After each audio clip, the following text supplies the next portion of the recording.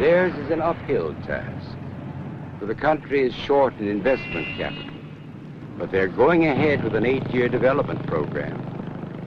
Cities are busy, and the need for good communications is being met. Yet with these tasks facing Indonesia, I found little tension. There was time for pleasure, a place for youth.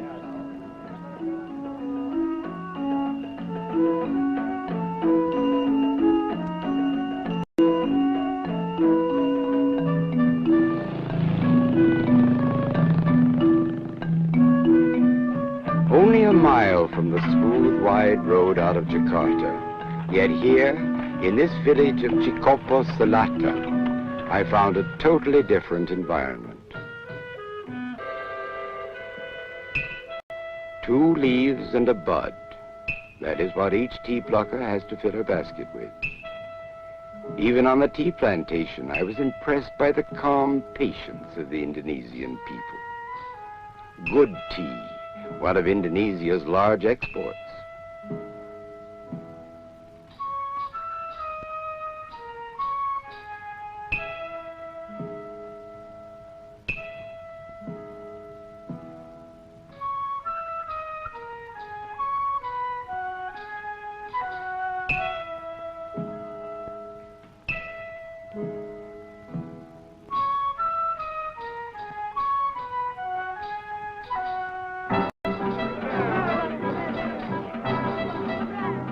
Payday on the tea plantation. 1,000 workers dressed for the occasion, a gay and happy scene. Economic stability for the villages. In this age of uniformity, I was pleased to find that the national dress is still very popular. The batik makers still use their traditional arts, blanking out complicated patterns with lines of hot wax, dyeing the cloth, re-waxing and dyeing again and again until the pattern is complete. Each design is peculiar to an area. One for West Java, and this made only for the fishing villages of Central Java. The seas between and around these many islands abound in fish. Although modern power-driven fishing boats are rare, near here was the capital of the old Sundanese kingdom, powerful from the 12th to the 16th centuries, and Sundanese is still the language among the older people. For many, this quiet life is preferable. Yet too often in many countries, the rural scene is also a mark of poverty. Not here. A simple life, yes, with such old customs as prefabricated walls of palm leaves. Yet a happy life with time for past things which live on as a part of the country's scene.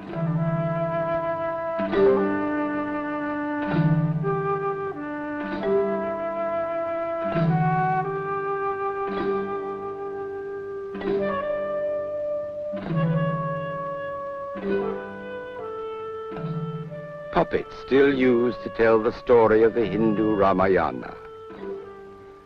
Brahma, son of Krishna, and Udel the clown. The village economy is based on rice, the country's staple food. And for rice, there must be water.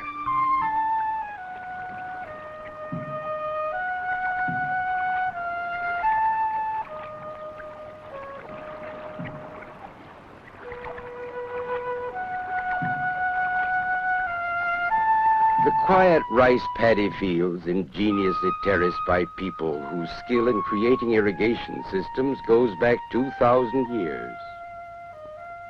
These same people will in the future willingly turn to the use of modern fertilizers and machinery in order to increase their agricultural production, thus decreasing imports and saving several million dollars yearly in foreign exchange.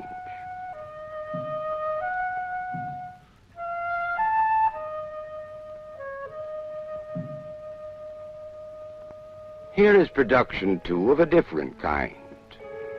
10,000 species of trees, 500,000 species of plants attract the botanists of the world to Indonesia's botanical gardens in Bogor, Java. Here, the first experimental oil palms were planted, the first rubber trees in the East Indies, the first quinine trees outside South America. All of these today form major agricultural enterprises in Indonesia. As a businessman traveling through the Far East to study investment possibilities, I had included Indonesia in my itinerary. Shortly after my arrival, I met an Indonesian friend in the Ambassador restaurant in Jakarta. I've traveled a good deal, but Indonesia was new to me, and I like to see new places and meet new people. A new place, he said. Indonesia is many places. One country, yes, with its 90 million people, the sixth most populous country in the world. But it is a huge island chain, 3,000 miles from west to east, and with more than 3,000 islands. These are the spice islands that Columbus sought when he found America. Islands that are the natural home of clove, nutmeg, pepper, vanilla, cinnamon, and camphor. I was anxious to see the natural background of these many flowering islands, of which I had read so much, both in technical literature and in the fiction of Joseph Conrad and Somerset Maugham. Now, for the first time, I had an opportunity to see the deserted beauty of white strands in the Java Sea. Hills and mountains, verdant by the ash of the volcanic turmoil which formed them.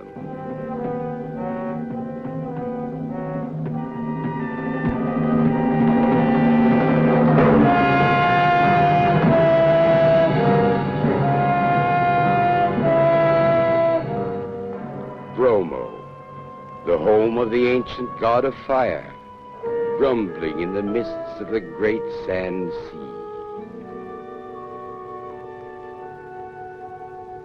Quiet rivers, centuries-old highways for the jungle dwellers, and arteries of modern commerce through the islands of Sumatra and Kalimantan.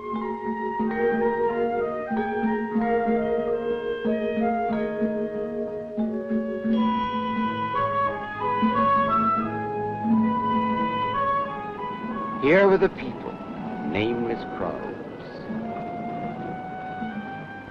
I was impressed by the extreme beauty and delicacy characteristic of the Indonesians. Their rich cultural background remains, undestroyed, cared for. The great Buddhist era is fixed forever in their memories by this magnificent symbol at Borobudur.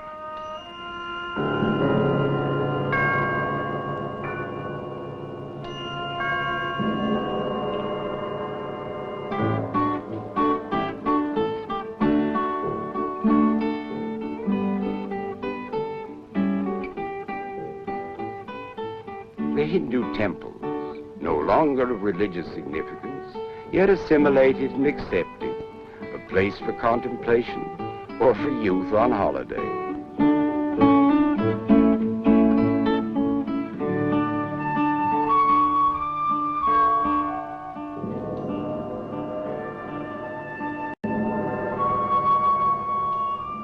Today, most Indonesians are Muslims, and many mosques stand now in the towns and cities, an active religion practiced by an industrious people.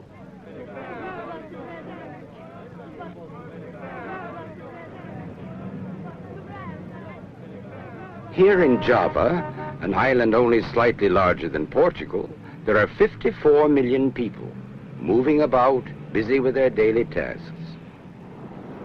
Yet this country, whose economy was formerly based on agriculture, is rapidly modernizing. With Indonesia's great natural wealth and their own skill and energy, these people will help their country to advance in economic progress.